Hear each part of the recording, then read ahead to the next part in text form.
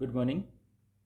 संसाधन भूगोल की नेक्स्ट क्लास में आज हम देखते हैं संसाधन भूगोल का विकास। So in this class will talk about evolution of resource geography. हम शॉर्ट में देखेंगे कि जो संसाधन भूगोल है वो कैसे विकसित हुई है। तो हम देखते हैं कि जो मानव संस्कृति और सभ्यता का विकास हुआ है तो उसके साथ ही भौगोलिक ज्ञान का भी प्रारंभ हो जाता है। ठीक है, लेकिन उस समय इसका जो स्वरूप था, इसका जो स्कोप था, वो बहुत ही व्यापक था। भौगोलिक ज्ञान का जो स्वरूप था वो व्यापक था तथा सभी चीज़ों को हम एक ही ब्रांच में पढ़ते थे। तो प्रारंभ में केवल खगोलीय विज्ञान और भौतिक भूगोल विकसित हुए, लेकिन कालांतर में यही जो दोनों ब्रांचेज हैं वो विकसित होके बहुत सारे अलग अलग भूगोलों में विकसित हो गई। देखो, पहले मानव की जो प्राथमिक आवश्यकताएं थी, जैसे भोजन हो गया, कपड़ा हो गया, मकान हो गया, इनकी पूर्ति के लिए मानव बहुत सारे क्रियाकलाप करता था। ठीक है, जैसे कंदमूल फल इकट्ठे करना, आखेट करना, फिर मत्स्यन करना, मछली पकड़ना, पशुचारण, कृषि क्रियाएं, खनन क्रियाएं आदि मानव की प्राथमिक आवश्यकताएं थी। इसके लिए उसको संसाधनों की आवश्यकता हुई। संसाधन मतलब जैसे वन, चरागाह, जलाशय, कृषि योग्य भूमि। और इन संसाधनों को प्राप्त करने के लिए उसने तकनीकी विकास किया या उसकी खोज में वो प्रयत्नशील हुआ। तो इस प्रकार मानव जो है उसको संसाधनों से उसका परिचय हुआ। और यही जो समय था, ये क्या था, ये संसाधन भूगोल के विकास का प्रारंभ काल था। ठीक है, और बाद में धीरे धीरे ये जो शाखा है, ये जो ब्रांच है, वो एक पूर्ण ब्रांच के रूप में, संसाधन भूगोल के रूप में विकसित हुई। तो हम कह सकते हैं कि प्रारंभ में भूगोल की दो ब्रांचेस थी। ठीक है, जब सिस्टमेटिक अध्ययन भूगोल का प्रारंभ हुआ तो जो भूगोल की दो शाखाएं थी, एक थी भौतिक भूगोल या फिजिकल ज्योग्राफी, और दूसरी थी मानव भूगोल या ह्यूमन ज्योग्राफी। तो इसमें जो संसाधन भूगोल थी वो उसका अध्ययन किया जाता था मानव भूगोल के अंतर्गत।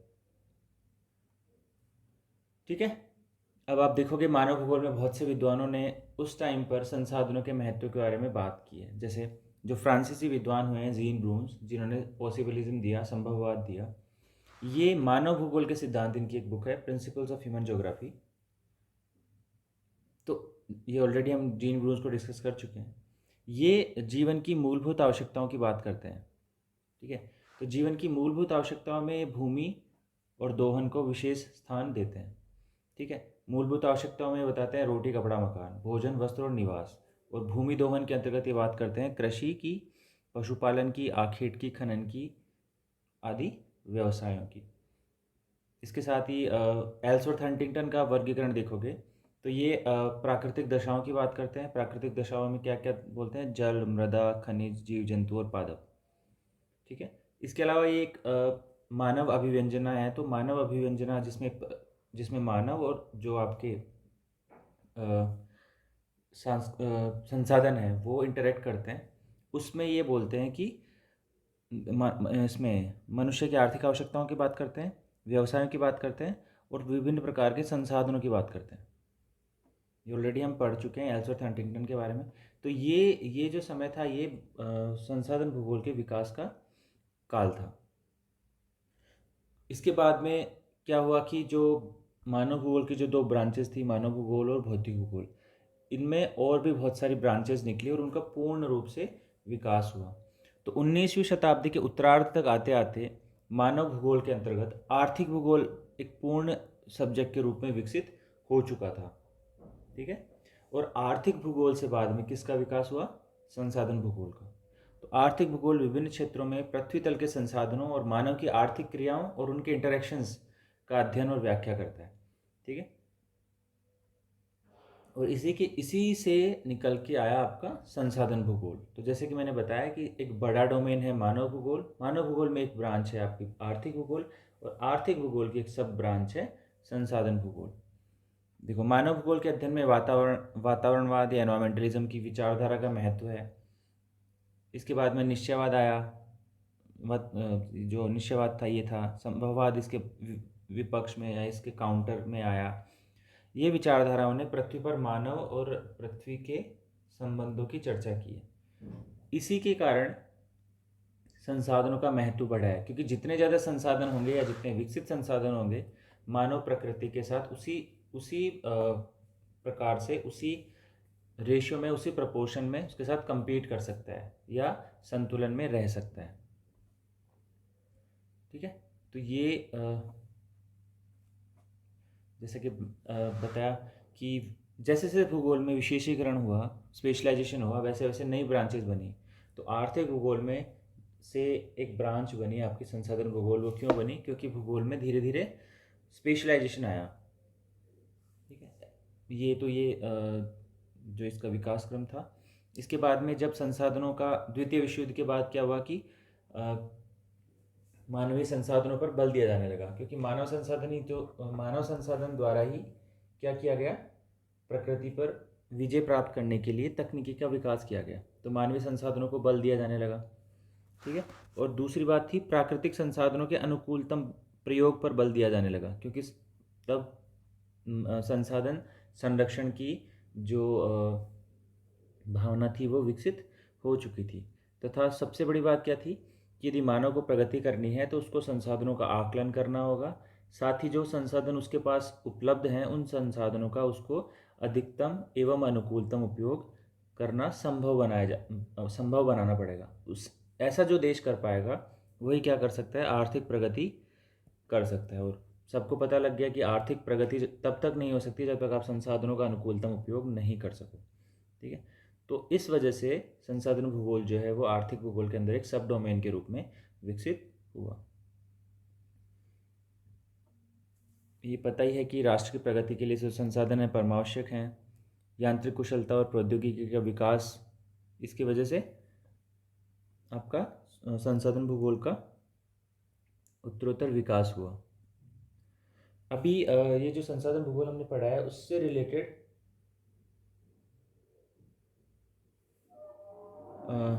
कुछ डेफिनेशंस हैं, उसको बाद में नेक्स्ट चैप्टर में वैसे देखेंगे कि संसाधन क्या है, उसका डिटेल में देखेंगे, लेकिन ऐसे ग्लोसरी उसको हम आज देखते हैं। तो संसाधन क्या है? संसाधन वे सभी समस्त पदार्थ हैं जो मानव के लिए उपयोगी होते हैं, जिनकी कुछ यूटिलिटी होती है, पहला कंडीशन। और दूसरा कंडीशन क्या है कि वो मानव की आवश्यकताओं को पूर्ण करने में सक्षम होते हैं। तो ये दोनों कंडीशन जो पूरा करते हैं वो हैं आपके संसाधन। तो भूमंडल के वे समस्त पदार्थ जो मानव के लिए उपयोगी होते हैं, मानव की आवश्यकताओं की पूर्ति करने में सक्षम होते हैं, ठीक है, उनको हम क्या कहते हैं, संसाधन कहते हैं। उसके बाद में आते हैं रेजिस्टेंसेस या प्रतिरोधक तत्व। ये क्या होते हैं? पदार्थ या संस्कृति के हानिकारक तत्व जो मानव संसाधन विकास को बाधित करते हैं उनको बोलते हैं प्रतिरोधक तत्व। तो संसाधनों के विकास को जो बाधित करते हैं उनको कहेंगे हम प्रतिरोधक तत्व या रेजिस्टेंस। उसके बाद में एक आता है न्यूट्रल स्टफ या उदासीन तत्व। ऐसे पदार्थ जो न तो मानव के लिए लाभकारी है न ही हानिकारक, तो ये कहलाएगा न्यूट्रल स्टफ। लेकिन यही न्यूट्रल स्टफ की जब उपयोगिता, इसमें जब तकनीकी या टेक्नोलॉजी की वजह से ये जो न्यूट्रल स्टफ है ना, ये कन्वर्ट हो सकता है आपका किसमें, रिसोर्सेज में। तो रिसोर्स विकास के लिए क्या चाहिए कि न्यूट्रल स्टफ को आप रिसोर्स में कन्वर्ट कर दो और जो रेजिस्टेंसेज हैं या प्रतिरोधक तत्व हैं उनको आप न्यूनतम कर दो। तो क्या हो जाएगा, संसाधन आपका अधिकतम हो जाएगा। ठीक है, और ये कब होएगा, जब आप टेक्नोलॉजिकल एडवांसमेंट में होंगे, उस फेज़ में होंगे जिसमें आप तकनीकी के माध्यम से ऐसा कर सकते हो। उसके बाद में नेक्स्ट देखते हैं स्टॉक। अब स्टॉक और फ्लो एक कंसेप्ट है। तो स्टॉक क्या है? पृथ्वी के भौतिक तथा जैविक वर्ग की ऊर्जा और द्रव्यमान का संपूर्ण योग, उसको कहते हैं स्टॉक। रिजर्व्स क्या होते हैं? आपके संसाधन रिजर्व या आरक्षित भंडार क्या होते हैं? संसाधनों का वह उपभाग जो वर्तमान में तकनीकी उपलब्ध ना होने की वजह से उपयोग में नहीं किया जा रहा है। अर्थात वो संसाधन जो अभी उपयोग में नहीं किए जा सकते। क्यों नहीं किए जा सकते? क्योंकि वर्तमान में हमारे पास उसके उपभोग करने के लिए तकनीकी उपलब्ध नहीं है, या वो ऐसी जगह पे अवस्थित हैं जहाँ से हम खनन नहीं कर सकते। तो उनको कहेंगे हम आरक्षित भंडार। लेकिन इसके साथ कंडीशन यह है कि भविष्य में तकनीकी उपलब्ध होने पर यह प्रयोग में इनका प्रयोग किया जा सकेगा। उसके बाद में आते हैं पोटेंशियल रिसोर्सेज, संभावित या विभव संसाधन। ये ऐसे संसाधन हैं जो वर्तमान में तो प्रयुक्त नहीं हो रहे हैं, लेकिन भविष्य में इसके विकास की संभावनाएं हैं, मतलब पॉसिबिलिटीज़ हैं। तो इनको कहेंगे हम पोटेंशियल रिसोर्सेज। अब रिसोर्स मैनेजमेंट क्या है? देखो, रिसोर्स मैनेजमेंट की सिंपल डेफिनेशन है किसी संसाधन का कुशल नियंत्रण, प्रबंधन और अनुकूलतम उपयोग। साथ ही यदि हम उसका कुशल नियंत्रण करेंगे, प्रबंधन करेंगे और अनुकूलतम उपयोग करेंगे तो क्या होगा? अनावश्यक क्षति से संरक्षण, उसकी अनावश्यक क्षति नहीं होगी। तो ये चीज़ें हैं किसके अंतर्गत? रिसोर्स मैनेजमेंट या संसाधन प्रबंधन के अंतर्गत। संसाधन संरक्षण क्या है? संसाधन संरक्षण और प्रबंधन लगभग एक ही जैसी चीज़ें हैं।